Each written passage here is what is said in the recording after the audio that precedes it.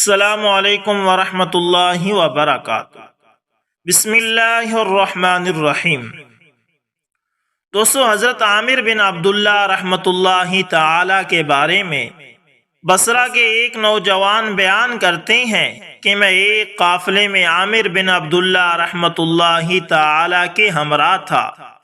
جب ہم پر رات آئی تو ہم نے پانی کے قریب ایک جھاڑی نما کثیر درختوں والے مقام پر پڑاؤ ڈالا تو عامر بن عبداللہ رحمۃ اللہ تعالی نے اپنا سامان سمیٹا اور اپنا گھوڑا ایک درخت کے ساتھ باندھ کر اس کی رسی کو لمبا چھوڑ دیا اور گھاس بھوس جمع کر کے اس کے سامنے ڈالا تاکہ وہ سیر ہو جائے، اور خود جھاڑی میں داخل ہو کر اوجھل ہو گئے۔ میں نے اپنے دل میں کہا کہ مجھے ان کے پیچھے جا کر دیکھنا چاہیے کہ وہ اس رات کے وقت جھاڑیوں میں گھس کر کیا کرتے ہیں۔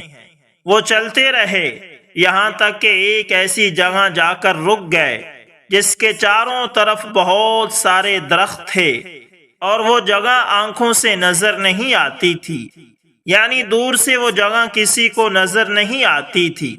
پھر انہوں نے قبلہ کی طرف منہ کیا اور نماز کے لیے کھڑے ہو گئے۔ فما رأیت احسن من صلاتہ ولا اکمل ولا اخشع، میں نے ان کی نماز سے زیادہ اچھی، کامل اور خشوع والی نماز بھی نہیں دیکھی۔ پھر جب وہ اپنی نماز سے فارغ ہو گئے تو اللہ تعالیٰ سے دعا اور سرگوشی شروع کر دی۔ جو کلمات انہوں نے دعا میں کہے ان میں سے بعض کلمات یہ ہیں۔ انہوں نے کہا، اے میرے مولا، تو نے اپنے حکم سے مجھے پیدا فرمایا اور اپنی مشیت سے مجھے دنیا کی آزمائشوں میں ڈالا، پھر مجھے حکم دیا کہ میں اپنے نفس پر قابو پایا کروں۔ اے میرے زبردست قوت اور طاقت والے مولا، اگر آپ کی مہربانی شامل حال نہ ہو تو میں کیسے اپنے نفس پر قابو پا سکتا ہوں؟ اے میرے مولا، آپ تو جانتے ہیں کہ اگر یہ دنیا وما فیہا، یعنی یہ پوری دنیا اور جو کچھ اس کے درمیان ہے، تمام خزانے میرے ہو جائیں اور پھر آپ کی رضا کے بدلے مجھ سے مانگ لیے جائیں تو آپ کی رضا کے حاصل کرنے کے لیے میں یہ سب کچھ قربان کر دوں گا۔ اے ارحم الراحمین، مجھے میرے نفس کے حوالے نہ کیجیے، یعنی وہ مجھے گناہوں کی طرف نہ لے جائے۔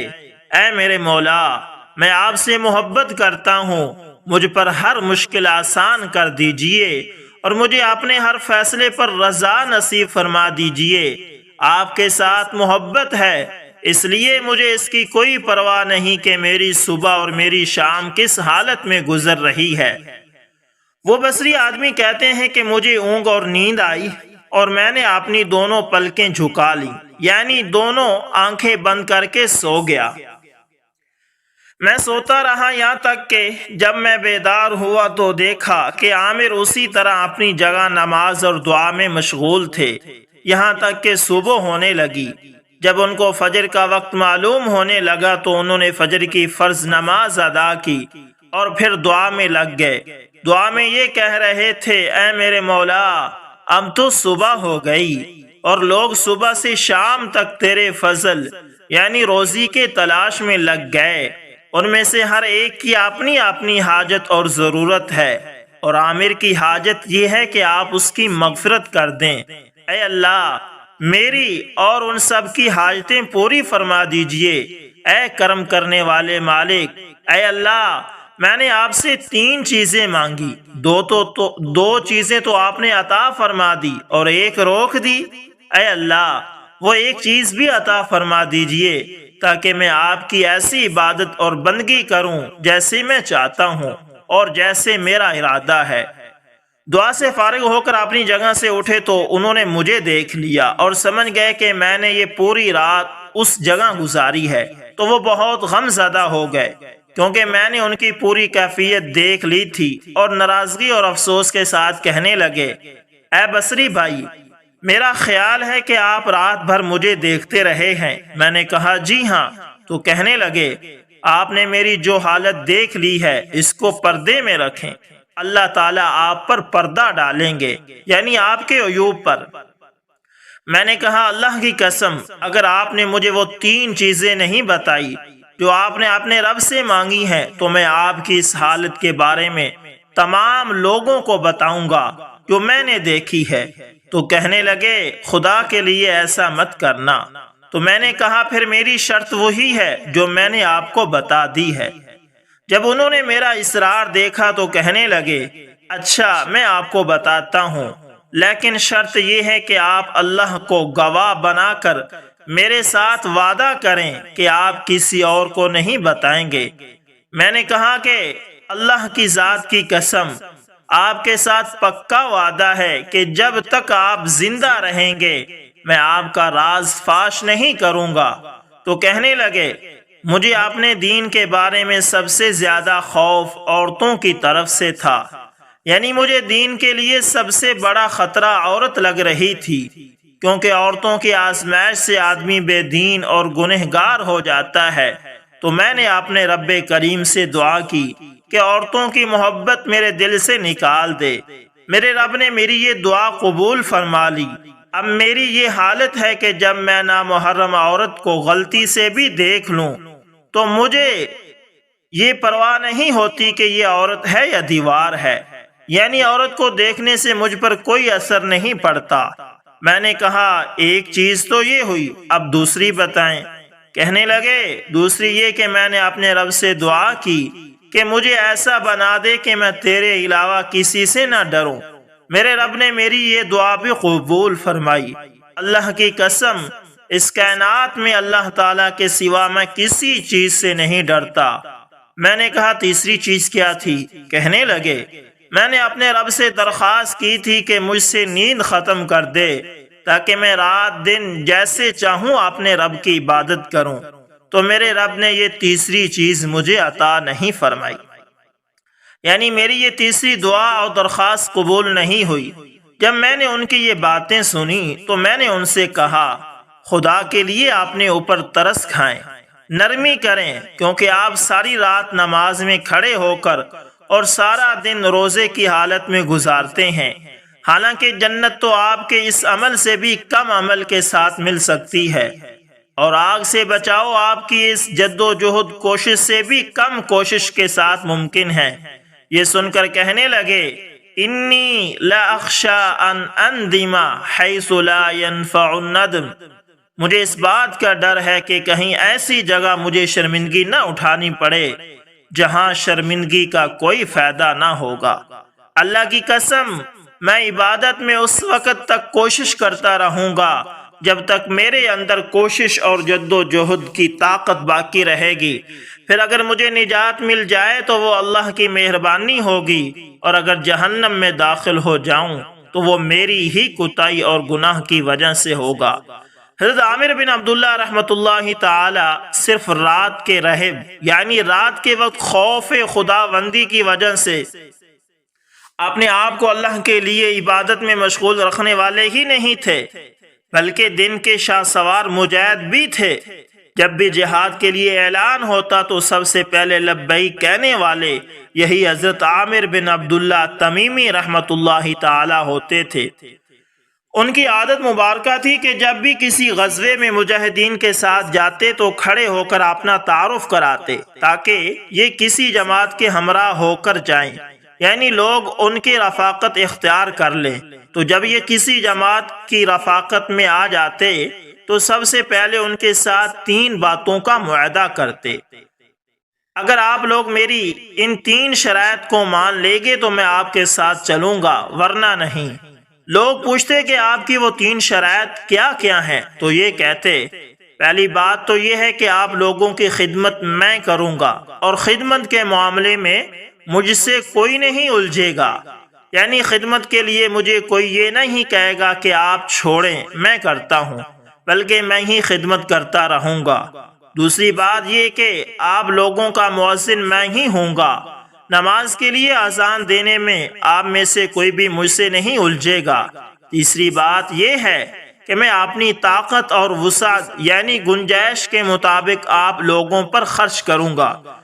پھر اگر وہ لوگ ان کی باتیں تسلیم کر لیتے اور کہہ دیتے کہ ٹھیک ہے تو یہ ان کے ساتھ ہو جاتے، اور جب ان میں سے کوئی ایک ان باتوں میں سے کسی ایک کو تسلیم نہ کرتا تو یہ ان کی صحبت اور رفاقت یعنی ساتھ چلنے کو چھوڑ کر دوسرے لوگوں کے ساتھ ہو جاتے اور ان سے بھی یہی 3 باتیں منوا کر ان کے ساتھ چلتے۔ حضرت عامر بن عبداللہ رحمۃ اللہ تعالی ان مجاہدین میں سے تھے جو زیادہ تر مشکل مراحل، سخت جنگوں اور پرخطر جگہوں میں مجاہدہ اور قربانیوں کے مواقع پر نظر آتے تھے۔ غنیمت کی تقسیم کے مواقع پر بہت کم دکھائی دیتے تھے، کیونکہ ان میں دنیاوی مال و اسباب کی حرص اور لالچ بالکل نہیں تھی۔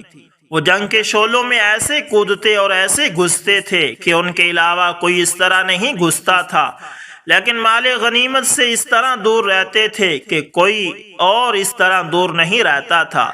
یہ اس زمانے کی بات ہے کہ جب جنگ قادسیہ کے بعد حضرت سعد بن ابی وقاص رضی اللہ تعالی عنہ کسریٰ کے محل میں پہنچے اور عمرو بن مقرن کو مال غنیمت جمع کرنے اور حساب لگانے کا حکم دیا تاکہ خمس 5واں حصہ نکال کر مسلمانوں کے بیت المال کے لیے بھیج دیا جائے اور باقیہ مال غنیمت مسلمانوں پر تقسیم کر دیا جائے۔ چنانچہ انہوں نے یعنی عمرو بن مقرن نے مال اور تمام قیمتی اشیاء وہیں پر جمع کر دی۔ ایسی بہترین پاکیزہ اور عمدہ چیزیں تھیں کہ جن کی تعریف کرنا مشکل اور اس قدر کثیر تعداد میں تھی کہ ان کا گننا مشکل تھا۔ ایک طرف بڑے بڑے صندوق جو سونے چاندی کے برتنوں سے بھرے ہوئے تھے جن میں فارس کے بادشاہ کھاتے پیتے تھے، دوسری طرف عمدہ لکڑی کے صندوق تھے جن میں کسریٰ کے بادشاہوں کے کپڑے، قیمتی ہار، موتی اور جواہرات سے جڑے ہوئے سونے کے ڈھیر لگے ہوئے تھے۔ نیز عمدہ خوشبو اور پسندیدہ زیورات سے بھی بھرے ہوئے تھال پڑے تھے اور بہترین قیمتی نیام میان بھی جن میں فارس کے سابقہ بادشاہوں کی بہترین تلواریں رکھی ہوئی تھیں۔ ان بادشاہ اور حکمرانوں کی تلواریں بطور یادگار رکھی جاتی تھی جنہوں نے اپنے وقت میں تاریخی کارنامے سر انجام دیے ہوتے تھے۔ بہرحال جب ذمہ دار لوگ تمام حاضرین مسلمانوں کے سامنے مال غنیمت کی تقسیم میں لگے ہوئے تھے تو اچانک ایک غبار آلود پراگندہ بالوں والا ایک شخص نمودار ہوا جس نے اپنے دونوں ہاتھوں میں ایک بڑا وزنی تھیلا اٹھایا ہوا تھا۔ اس آدمی کو آتے ہوئے دیکھ کر تقسیم کرنے والوں نے غور سے دیکھا تو اس کے پاس ایسا تھیلا تھا کہ ان لوگوں نے ایسا تھیلا کبھی نہیں دیکھا تھا، اور ان لوگوں نے جتنا مال غنیمت جمع کیا تھا اس میں سے کوئی چیز بھی قیمت کے اعتبار سے اس تھیلے کے برابر یا اس کے قریب بھی نہیں تھی، کیونکہ جب انہوں نے کھول کر دیکھا تو وہ اعلیٰ اور نادر ہیرے جواہرات سے بھرا ہوا تھا۔ انہوں نے اس لانے والے شخص سے پوچھا، ایسا قیمتی خزانہ آپ کو کہاں سے ملا؟ انہوں نے جواب دیا، فلاں لڑائی میں فلاں جگہ پر پڑا ہوا ملا تھا۔ انہوں نے پھر پوچھا، کیا آپ نے اس میں سے کچھ لیا ہے؟ تو وہ کہنے لگے، اللہ کی قسم یہ تھیلا کیا چیز ہے؟ فارس کے بادشاہوں کے تمام خزانے اور ان کے سارے مال و دولت کی میرے نزدیک ناخن کے اس ٹکڑے کی طرح بھی حیثیت نہیں ہے جو ناخن سے کٹ کر گر جائے، اور اگر مجھے مسلمانوں کے بیت المال کے حق کا خیال نہ ہوتا تو میں کبھی بھی یہاں اٹھا کر تمہارے پاس نہ لاتا۔ ان لوگوں نے پھر پوچھا، اللہ آپ کو جزائے خیر دے، آپ کون ہیں؟ تو وہ کہنے لگے، اللہ پاک کی قسم نہ تو تمہیں اپنا تعارف کرواؤں گا کہ تم میری تعریف کے گیت گاؤ، اور نہ تمہارے علاوہ کسی کو بتاؤں گا کہ وہ مجھے شاباش دیں، بلکہ میں تو اپنے رب کی تعریف کروں گا اور اس سے اجر و ثواب کی امید رکھوں گا۔ یہ کہہ کر وہاں سے اٹھے اور چل دیے۔